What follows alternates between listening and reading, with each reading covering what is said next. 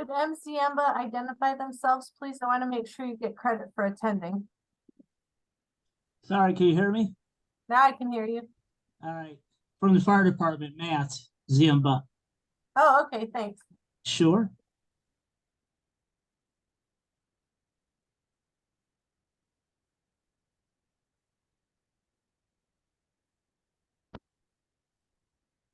Should we get started, Meg? Yeah, that would be great. I'd like to welcome Melissa Selko for presenting Languishing to Flourishing, part of our employee wellness program. And take it away. Thanks, Meg. Hi, everybody. Good afternoon. Hope everybody had a great Thanksgiving. We're going to talk about languishing to flourishing. And this language comes from Adam Grant, who wrote an article in early 2021 talking about the way that a lot of us were feeling during the pandemic. And when I read this article, I was like, that is how I feel. I feel like I'm languishing because life was so out of sync. There was, so much uncertainty. And I think for a lot of people, not everyone, but for some people, we had this sense of kind of being stuck. And that's what we're talking about, right? So you can feel that time to feel that way at any time in your life. It's not just because of the pandemic.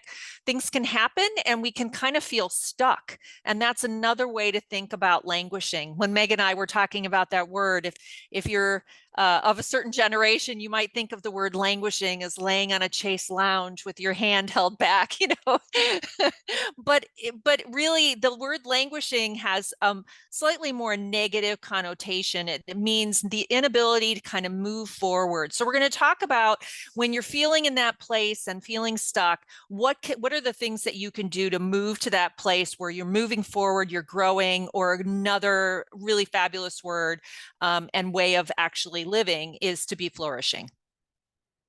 So what does languishing mean? If you look at the dictionary definition, it means dull, unmotivated, unfocused, and stagnant, right? It's a way of being kind of out of focus, out of sync with your life. And some of us can get that way. Some of us are really, really good at having habits that help them avoid that in life.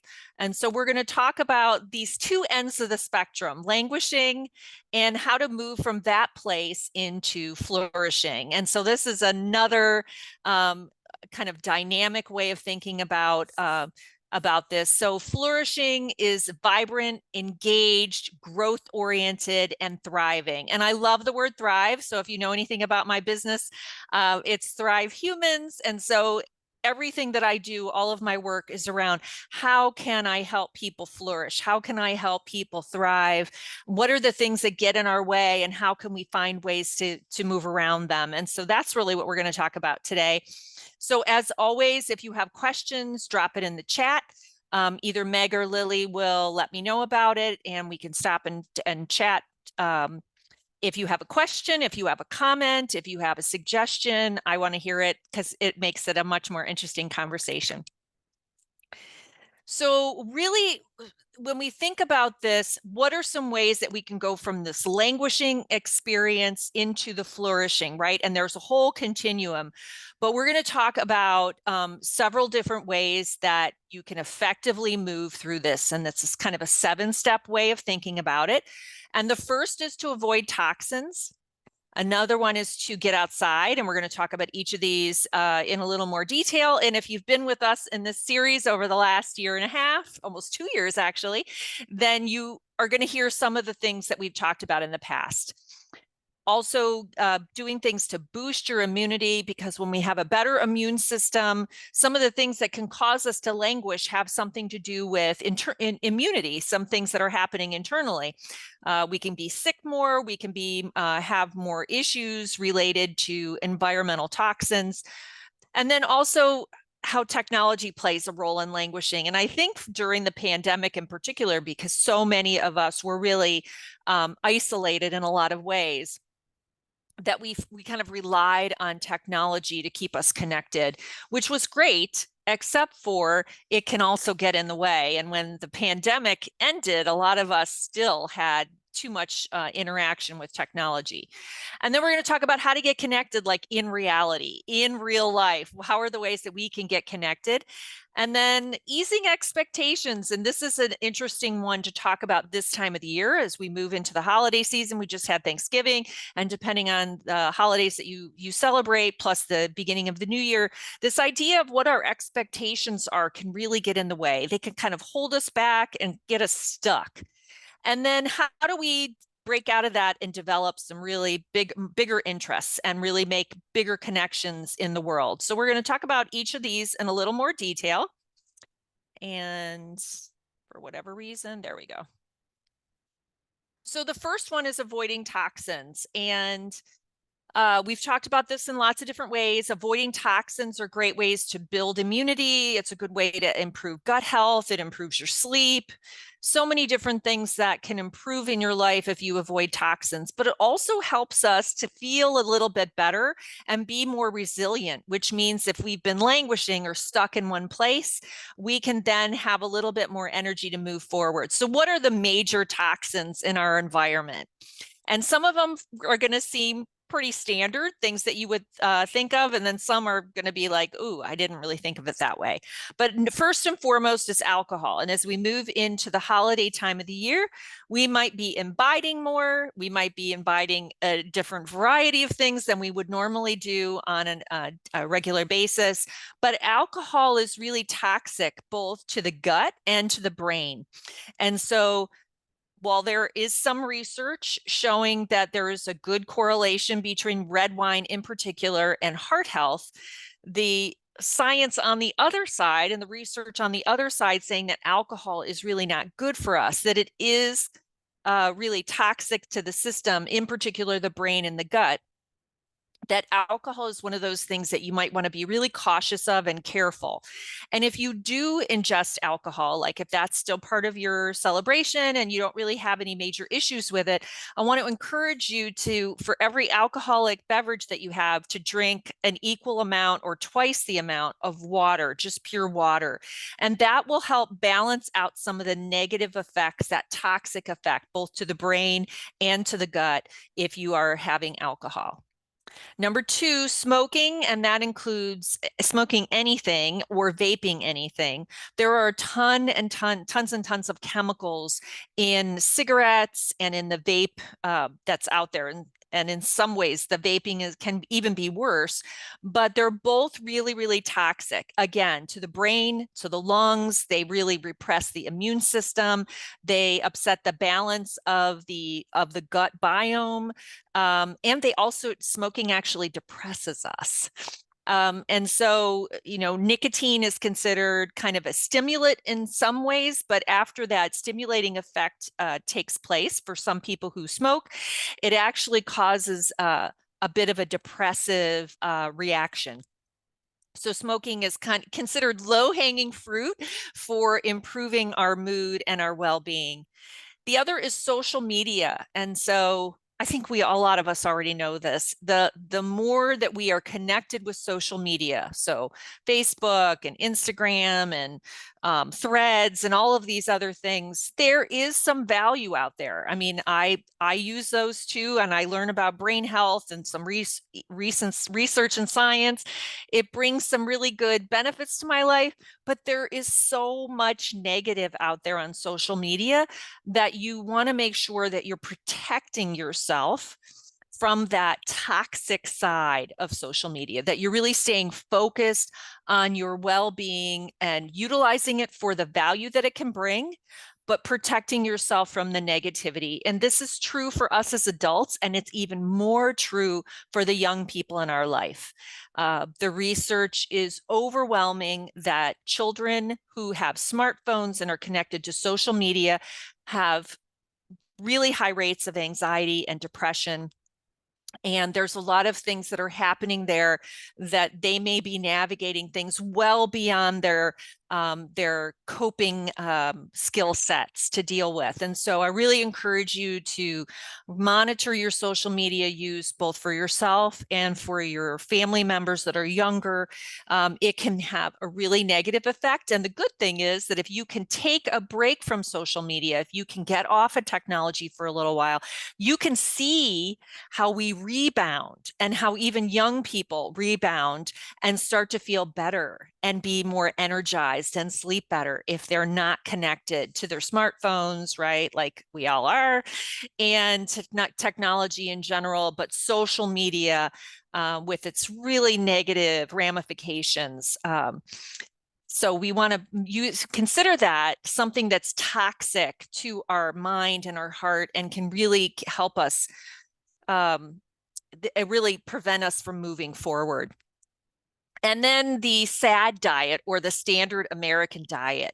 This is very, very toxic. There are tons of chemicals and preservatives and artificial flavorings and artificial colors and high amounts of sodium and saturated fat that if we are ingesting that, then that alone, regardless of anything else happen in our life, can make us depressed, can make us anxious, can lower the effectiveness of our immune system. So avoiding the standard American diet and really focusing on a diet that is rich in fruits and vegetables and healthy fats and whole grains, that you can identify the individual parts of what goes into it.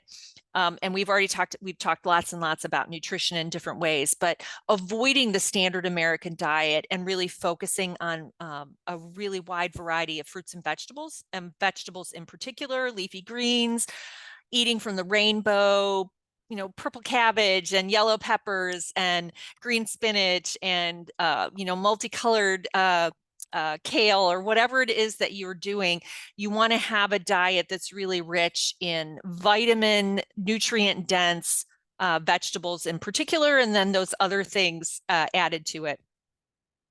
Fresh air. We cannot overemphasize how fresh air really can make an impact. And this was one of the things that I had kind of an issue with when we were dealing with COVID, that there wasn't enough conversation about how we in our homes and in our workplaces really should be thinking about how we get fresh air circulating into our workspaces and into our living spaces and into our sleeping spaces, because fresh air is really beneficial. It's a good way to boost immunity because it can remove viruses and bacteria from the environment if we bring fresh air in. And then also moving ourselves from indoor environments to outdoor environments, spending time outside. And we're going to talk about that in particular as like a separate issue, because the more time we spend outside, the better we feel, the better our immune system functions, the better gut health we have. We have actually better blood flow to the brain. So many different things are benefit us from being out in fresh air. And then water.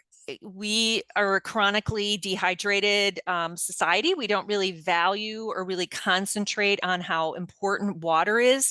Water is so important to our digestive system, to our immunity, but also to our brain. If you've ever been in a situation where you're even slightly dehydrated, right? If you've been at altitude or you've been outdoors exercising and you haven't hydrated in a while, you know that you can start to feel like a headache, some pressure.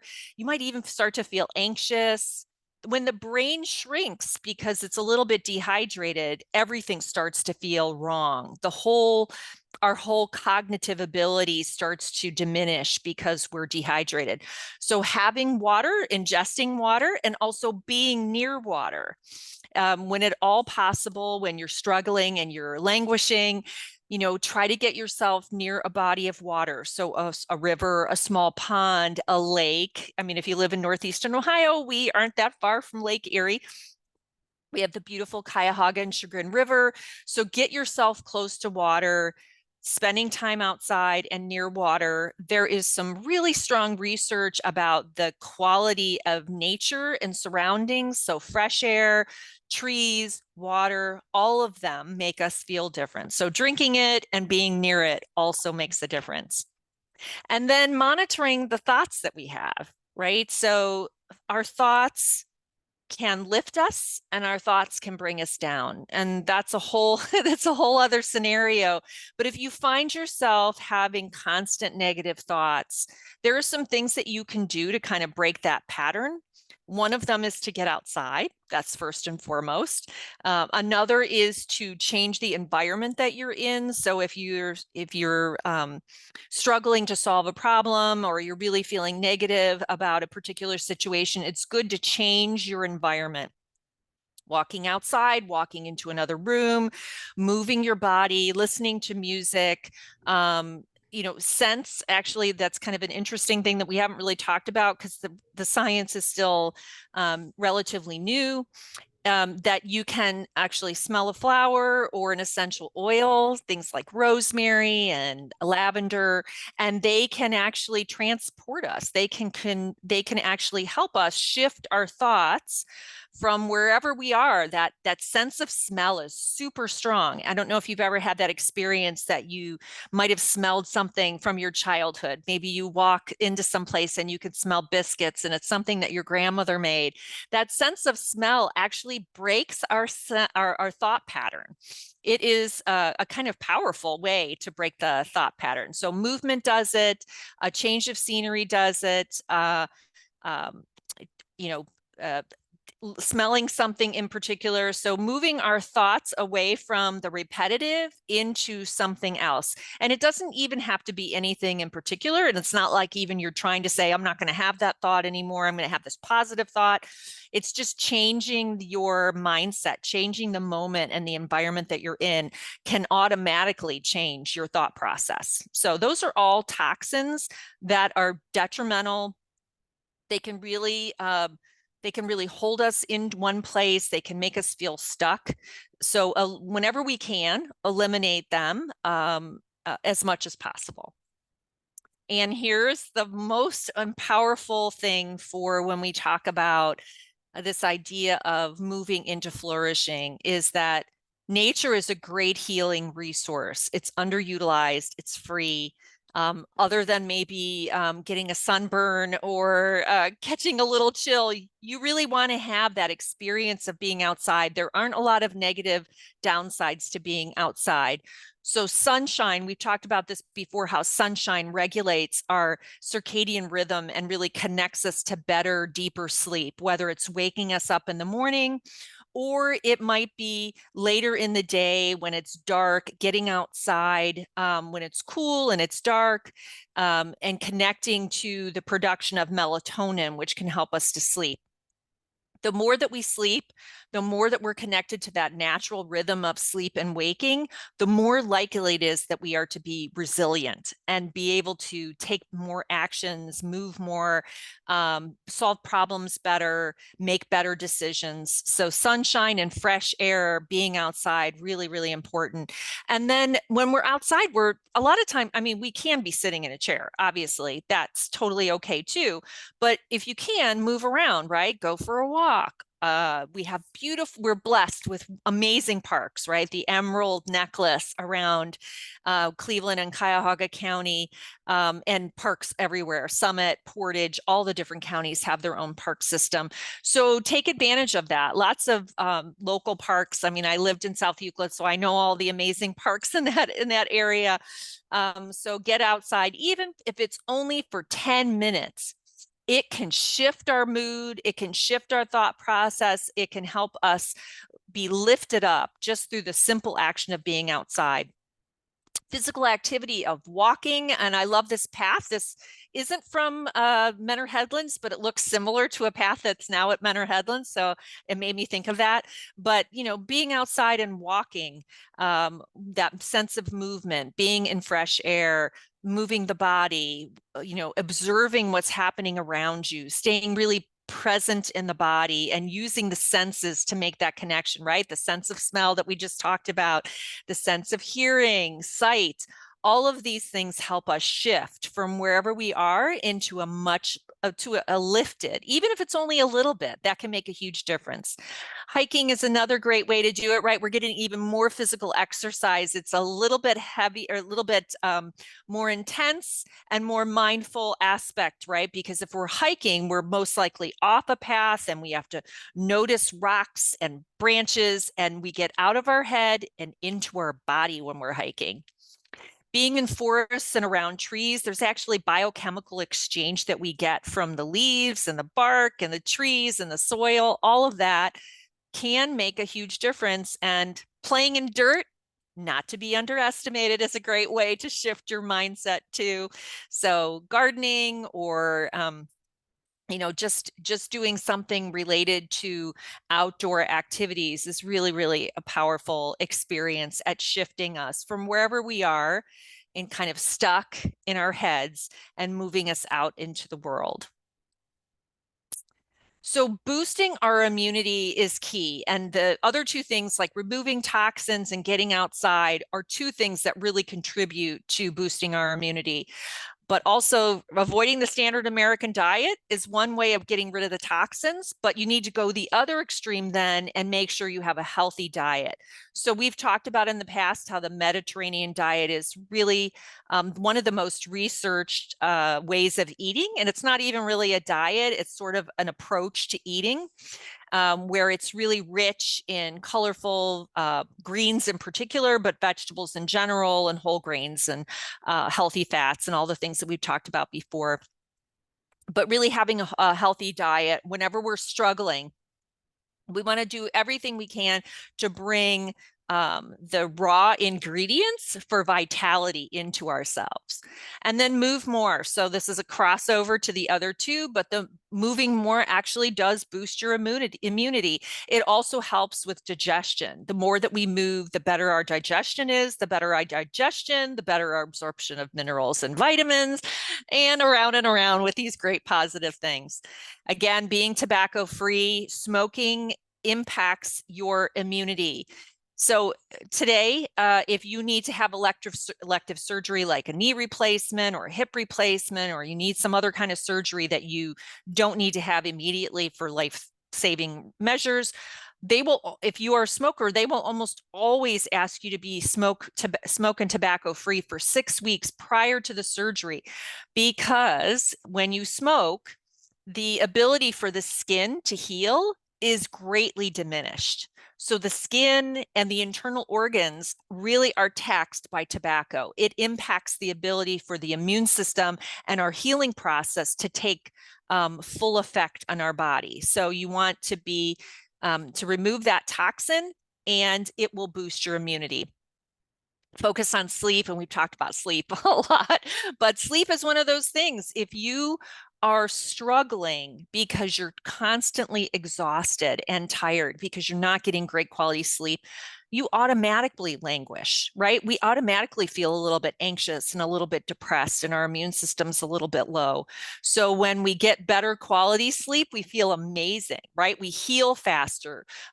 We feel better. Like all of our relationships seems to go more smoothly. We have less accidents. Like our days go better when we have better sleep. And it's because when we sleep, we are organizing thoughts in our brain, and our body is healing itself while we sleep. That is the main time during which our gut is healed, and toxins are expelled, through exhalation and through, through moisture and sweat that's released through our body. So sleep is really, really important. We learned this during COVID, washing your hands. We boost our immunity by keeping our hands clean. And so you want to make sure that whenever you come into your house, you wash your hands. I don't know if you have kids. That was always my mantra, and I do it now, even when my kids are 20 and they walk in their 20s. I walk in the door and I'm like, go wash your hands. It's like a mindset. You want to have your hands be clean. And when we look back into the Middle Ages, one of the main ways that we started to be able to prevent the spread of kind of contagious diseases was the invention of washing hands, and just with simple soap and water, washing your hands. Reducing stress. If we can find ways that work for us to help us reduce our stress level, we will boost our immunity automatically. The more stressed we are, the more the energy from our system goes toward dealing with that stress instead of fighting off infection. And making sure that we go to the doctor and get our preventive care. So we've also talked about preventive care over this last year, and preventive care is one of those baseline things that you need to do so that you and your physician are carefully monitoring any of your risk factors, that you know what's happening in your body, and that you are on top of your preventive care. That will help you to really have a much better immune system.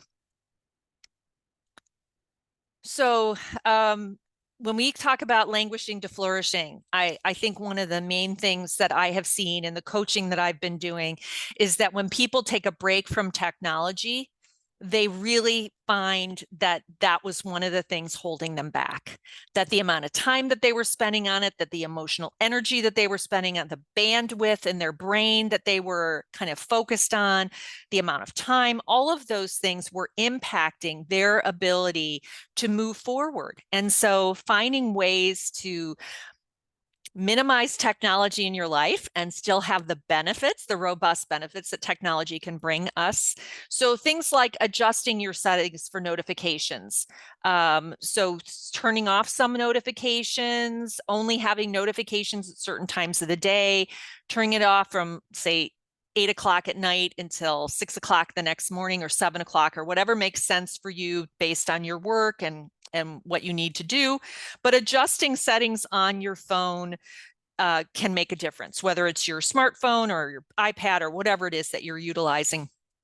Also adjusting the light settings, right? So blue light is very activating to the brain. And so you want to minimize blue light, and you can automatically change it. So on like my smartphone, I always have a black background or like a dark gray background.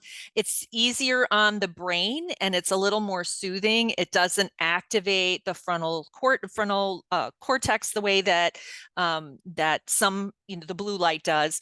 And so finding ways to adjust the technology settings so that it minimizes the negative impact and your distraction level. So, right, if we're constantly being distracted by technology, we don't have time to focus. And it's in focus that we can actually move forward, right? Whatever it is that we're doing, our work, our relationships. I talk about this a lot with people, that if you're struggling with someone in your life and your relationship isn't where it needs to be, one of the ways to adjust the settings is to make sure that your smartphone is not involved in that relationship, whether it's with your kids or your spouse or a friend or a coworker. Moving technology away, not having your phone in your hand, not having your phone visible will make a difference in your interactions. And then if you're not quite sure, right, if you're still in that pre-contemplation place about whether technology is playing too big of a role in your life, you might want to track your usage. All of the smartphones have that app, so you can see how much time you're spending on it. And you might be surprised how much time you're actually spending on technology. And it can even tell you what it is that you're doing and how much time you're spending on that. Stop notifications. So that's one of the ways to adjust settings, but notifications in particular, we can hear them. We know that they're happening. Our phones flash. It draws our attention. It takes our focus away, and it disperses our energy in really negative ways. And then, schedule it instead. If you need to, we all need to check our emails and our messages and things like that. So schedule it into your day. Say you pick 3 times a day and you schedule 10 minutes to address emails, return phone calls, return text messages, whatever it is. And you do it a couple of times a day. And the rest of the time you put your phone down, right? Unless you are an emergency responder, which I know we have some on this call. In general, most of us can get by with a couple hours in between. And then I like to go old school. I'm kind of an old school gal. I have a I have a notebook that I always use to write things down. I have an ongoing, daily things that come up, no matter what it is in my life. I do it by day. I'm writing things in, notes, things I need to remember. And the brain actually remembers things that you write down differently than the things that you put into either your smartphone or your computer. It's the act of writing, right? So the brain's connection to the hand, and then our hand's connection to the writing instrument, whatever it is, pen, pencil, crayon, whatever you might grab onto, lipstick if you're really in a pinch. and then you apply it to the paper. We actually are stimulating the brain in so many different ways. That right and left hemisphere are really connected. We light up all kinds of areas of the brain in ways that help us remember whatever it is that we wrote down. And so I encourage you to go old school, right? Keep a little journal, have a notepad. I know it can be cumbersome. It doesn't have to be anything large like I do. My partner is a farmer, so he keeps a little tiny pad of paper in his top pocket with a pen connected to it, and that's how he remembers things. And it works really well for him. And the research and science is that is true, that we remember things. And so when we write things down, like our goals or things that we want to accomplish, we're more likely to accomplish them if we physically write them down.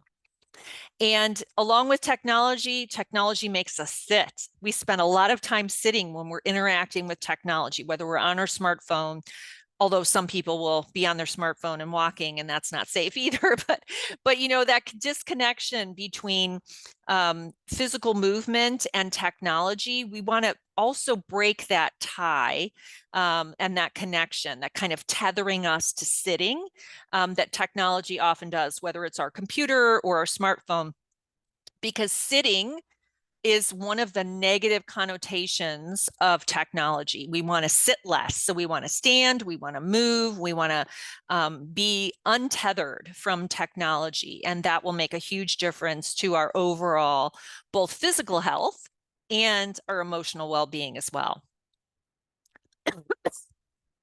Sorry about that. So getting connected, right? So we've talked about some things that we want to eliminate, some things that we want to add in. And here's where we can make the biggest strides by connecting with other people. During the pandemic in particular, a lot of us were isolated into our little pods, maybe our families, our small work groups, wherever it was. For those of you who were first responders, right, you had a bigger pod because you were out there taking care of people.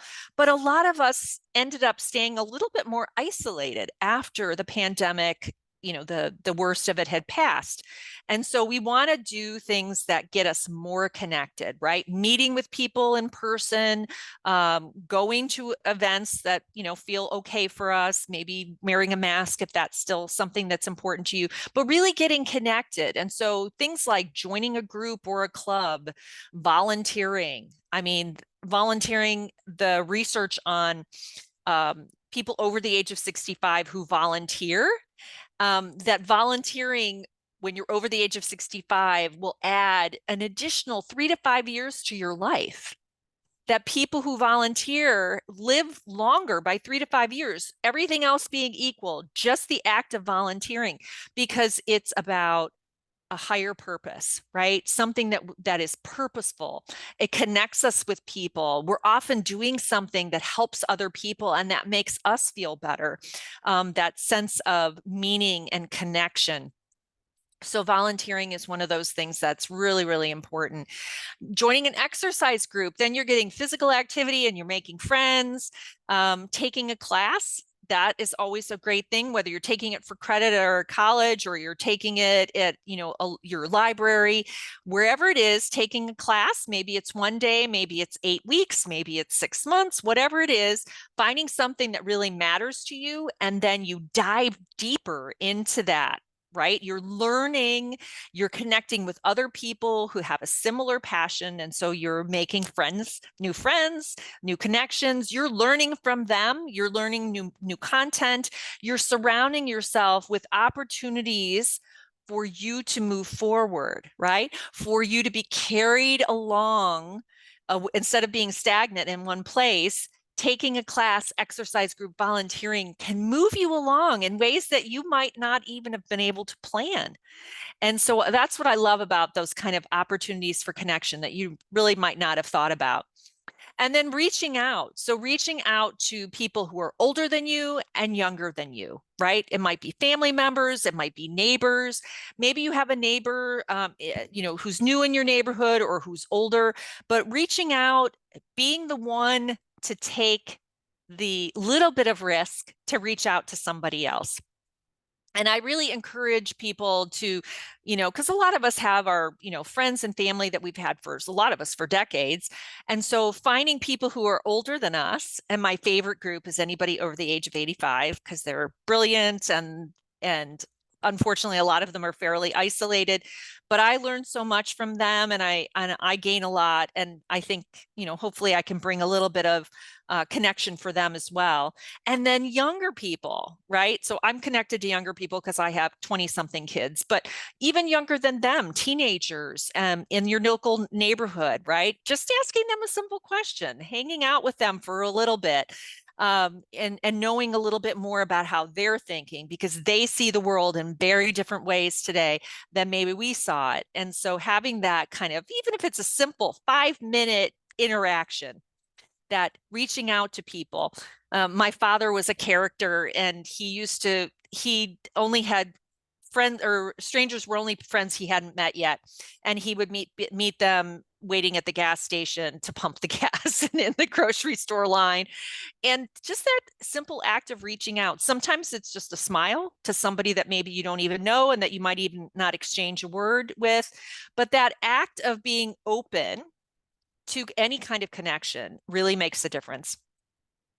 Meeting in person, and now we always had that opportunity at the community center, and this is our first time just being online, but meeting people in person whenever possible, and as long as the risk is low for you and that you feel comfortable with that. But meeting in person is powerful, and a lot of times we use technology, and that can be really helpful at moving small issues around along quickly. But the connection both at work and at home and in play and in the community, the more we meet people in person, the more likely we are to make a deeper connection to help us move forward. You just never know the kind of serendipity that can happen when you allow yourself to be in different situations. And I love this picture for, playing sports. And so if anybody's played pickleball, that's like the big craze right now. I've met some interesting people playing pickleball, and I am not very good at it yet. I just started. But the opportunities for conversations and connections and just being in the moment, being physically in the moment with other people, that opportunity to play sports, that moves us out of that place that we're stuck, even if it's only for a little while. And cumulatively, all of these things together can help propel us forward, can help us move from a place where we're not in a motivated place, can move us into a place that's motivated. Here's one that some of us have a harder time with than others. I'm including myself in this. And that is easing expectations. The holidays are an intense time, and you may have expectations on your own behavior and your own contribution and what you do, as well as what you expect from other people. But if we can find a way to just be more in the moment, we actually can have a better experience. So over the years, the holidays are a big time for me. Over the years, I've tried to let go of one more thing and make the focus of holidays in particular, spending time with people, right? That interaction, that kind of camaraderie around the table without feeling stressed. And so one of ways to ease expectation is to do some self-reflection about what's really important to you. And it's not just about the holidays, it's about everything. What are the core things that really deeply matter to you? And if it is having the perfect lights on the outside of your house for the holidays, then you go do that. But if one of the things that really matters to you is the connection with family and friends sitting around the dining room table during a meal, then you want to make sure that you have eased your expectations of what needs to go on the table so you can be fully present there. That's just one example of what it means. And so having a little self-reflection about what really matters and prioritizing your actions around that, because it's so easy for us to get distracted by technology and previous expectations and other people's ideas about what things should be. So that self-reflection is one of those ways that we can make sure that we're staying on course with what really matters with us. And then the second one is setting boundaries. And this is tough. This can be really tough. We're not actually trained very well to set boundaries. I like to say that at the top of learning about boundaries is understanding that NO is a complete sentence. And sometimes that's what we need to do. So if somebody says to you, yeah, you got to go to these 2 different parties on this particular night, it's really important. And you're like, that is not what's important to me right now. I'm going to prioritize spending time with my family and maybe reading a good book because that's what's really important to me right now. So saying no and understanding what is okay for you and what is not okay for you. And it doesn't mean that we are mean when we set boundaries. It means that we are actually helping other people know how best to interact with us, how to connect with us in ways that are meaningful. And when you set boundaries for yourself, you're also helping other people do the same thing for themselves. Because so often we get carried away with all of the different things that possibilities are that we can do. But if we have done some self-reflection and we know what's important and we help people understand how we can best be there for them and how they can best be there for us, that goes a long way to lowering stress levels. And focusing on those goals. What is it that really matters to you? And at any point in time, those goals can change. They can change because there's something happening in your family life, right? Somebody is sick. And so all of those things that normally you would do need to be focused on helping this person get better. Or maybe it's finishing up, a class or finishing up a project. And if you can finish those things up, then you know you're going to feel better, that you're going to free yourself up to more fully participate. So figuring out what your goals are and making sure that your actions are moving you toward those goals that are important to you. Practicing gratitude, so much conversation around here. And I'm always a little bit hesitant to talk about practicing gratitude because sometimes it feels like one more thing on your list, right? You got to practice gratitude. But I think of it in a much more simple way, right? It's just taking a deep breath when things are a little bit tough and just say, in this moment, what is one good thing that I can think of, right? And if you can't think of anything else, you can say, in this moment, while I'm taking a deep breath, I actually have breath. That's as good as it might get sometimes. So the simplicity of gratitude, it can be much more complicated. You can have a gratitude journal, you can have a whole practice associated with it, but sometimes it's just as simple as taking a deep breath and just being okay for just 1 minute. And so practicing gratitude should be not another thing on your list, not another pressure on your shoulders, but something that kind of lifts you up, right?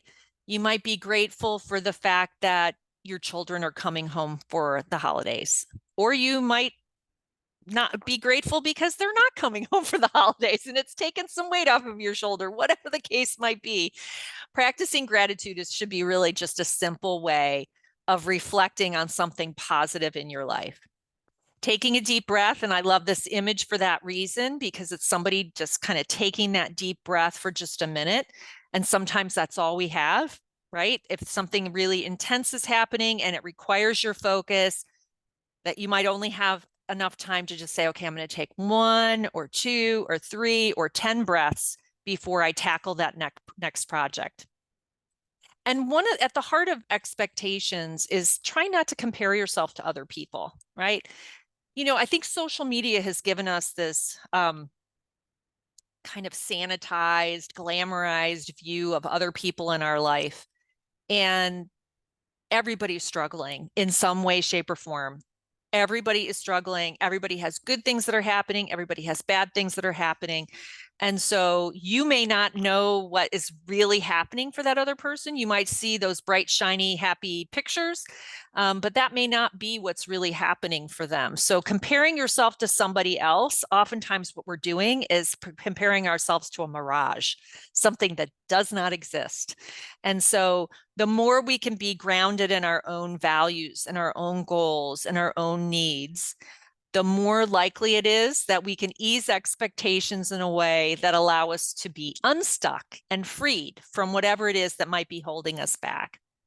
And sometimes it's just a matter of letting it go because there's nothing you can do about it. And there are always going to be things in life that may be stressing you out or aggravating you in some way, and you can't change it, especially if it's another person. The only person you can change is you. You can change how you're reacting, how you're allowing that, whatever it is that's happening, to internally affect you. And sometimes it's just a matter of taking a deep breath and offering it back to the universe because it's not yours to deal with. And that can be hard. And I think it's a really good practice for us when we talk about being stuck or unstuck. A lot of times we take on things that are not ours and they weigh us down and prevent us from moving forward. And so letting it go is a simple idea, but not easy. So a lot of things we've talked about here are about the positive and the negative, and this is all positive, right? This is all about things that light you up inside, that interest you, that somehow speak to you, that nurture you in some way, shape, or form. And developing interests could be anything. It could be learning a musical instrument, so that's more complicated, or learning a new language. Or maybe it's as simple as wanting to understand what it is that this particular plant is growing out of this stump. So whatever your interests are, you want to approach it with a sense of curiosity. So curiosity, that kind of beginner's mind, which is one of the ideas of developing interests, is how can I approach this with a fresh look, like I would have when I was young, when we were young, when we would see things and look and wonder. And sometimes it's really hard for us to recapture that. But when we're developing interests, the more that we can be curious and allow ourselves to be drawn in and get involved. And it can be something really, really small. It doesn't have to be, some really big thing, right? It's not enrolling in a program of study. Maybe it's just a tiny little thing, maybe a little bit of research, maybe a little bit of observation, maybe it's some conversation. But developing interests is about curiosity and involvement. So involvement from the standpoint that we get out of those circulating thoughts in our head and allow ourselves to be transported and carried along by something new. And it's always helpful to start small. It can be good to jump right into the middle of it. And if that speaks to you, then you should do it. But it helps to start small, especially when you're struggling or there's a little bit of something that's holding you back or that you're stuck with. Starting small can build momentum really effectively in ways that we can't even imagine. Sometimes we get frustrated. It's like, oh, that's so small. Like I can't even do that. Why bother? It doesn't even matter. But a lot of times that little thing is the thing that you needed. It's like a little tiny tipping point that's going to move you in the right direction. And when you're developing interests, it's really important to get out of your head and notice how it's making you feel in your heart, in your body, in your mind, in your soul. Like, what are the emotions that you're feeling? Are you anxious? Are you relaxed? Are you excited? Are you curious? How are you feeling? And connecting in with that interest. Whenever I'm working with someone and they say, that my gut is telling me one thing and my brain is telling me another, I always say it's always better to default with how your body's feeling. So if your gut is telling you one thing, it's more than likely that your gut is telling you something that's true, because our mind often carries us away, but oftentimes our body doesn't lie. So our gut instinct and kind of noticing how we feel, discomfort with somebody, we're compelled to connect with somebody else, we're drawn to a particular type of music, or we're repelled by something else. Noticing how that makes you feel can help you develop the interests in a way that's going to help you get unstuck from wherever you are. Attending events. Sometimes it's just a matter of trying something new, right? Somebody calls you up and says, hey, let's go to this square dancing event. I don't know, square dancing, that's the first thing that came to my mind. But square dancing event, and you think, square dancing, that's crazy. I would never do that. Well, maybe you wouldn't. Maybe you're just going to be sitting and observing, but who knows what will happen at that event, what you might learn, who you might meet, what you might decide that you enjoy. Before you know it, you've got a fancy dress and clogs on, and you're you're doing something crazy that you never thought you'd do. Whatever it is, sometimes attending events or something that's unusual, maybe a lecture or a movie or an art show or a musical performance from the local theater, whatever it might be, attending events can help us get unstuck and develop an interest for us. And then if you're really struggling, or you want to use some method to this, it's helpful to take some assessments, and there's some great ones online that you can take. And I think I've given you a link to one or two in this information packet. But developing those interests can go a long way. And here's an important thing that I want to leave you with.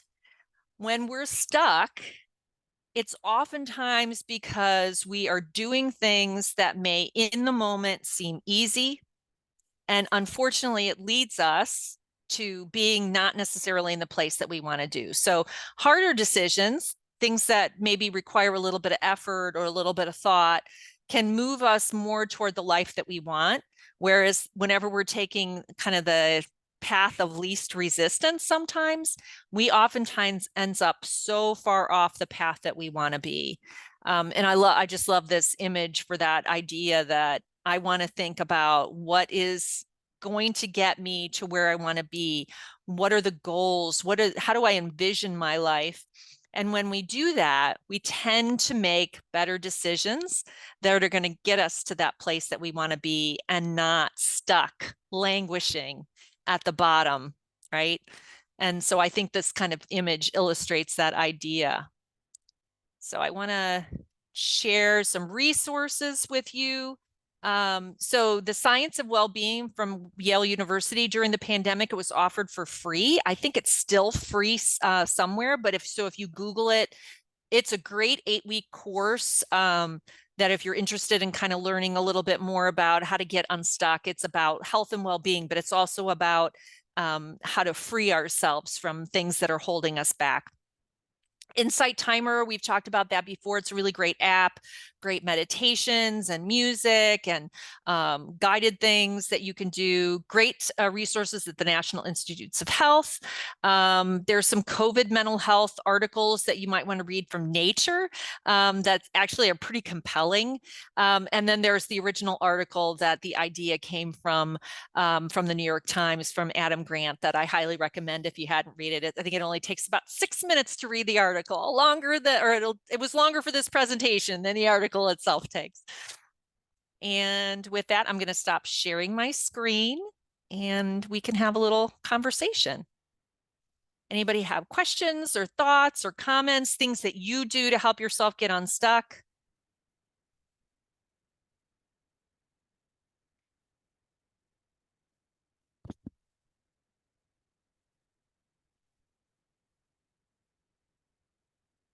You can just go ahead and unmute yourself if you want to talk.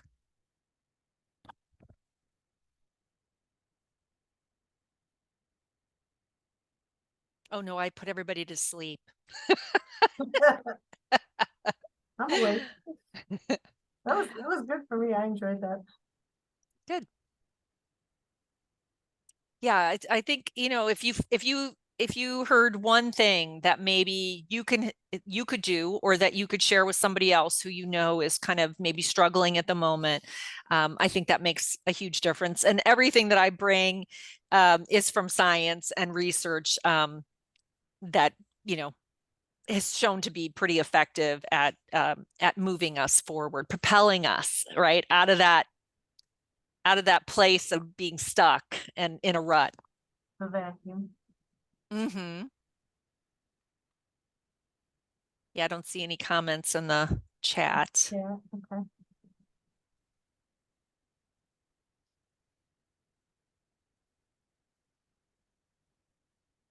I will share the PDF with everybody too. I'll email that to all of the participants. So this is our last opportunity for the year. So I just want to wish everyone, whatever it is that you celebrate this time of year, I wish you the blessings of the season. And I hope your 2024 gets off to a really beautiful start. Thanks so much, Melissa. You did a great job. We really appreciated it. Thanks, Meg. Thanks, Thank everybody. you. Bye. Bye. Bye. Thank you.